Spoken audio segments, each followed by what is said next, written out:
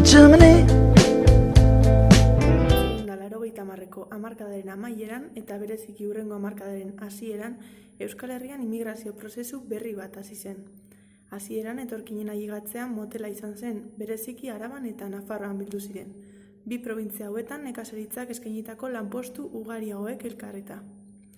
2000ko hamarkadaren bigarren erdian berriz, immigrazioa Hego Euskal Herri osora zabaldu zen.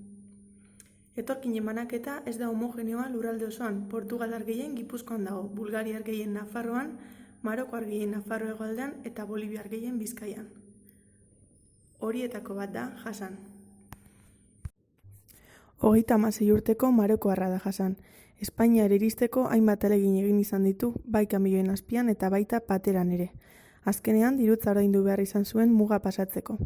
Hala ere, muga pasaostekoak ere ez ziren gozoak izan. Hasan kalean bizi izan da eta hainbat aldiz leku aldatu. En mi país no nos ofrecen ni trabajo ni nada. Y la calidad de la vida mal por eso venimos a buscar la vida, a cambiar de nuestro país para otro. No es fácil, pero tenemos que hacerlo.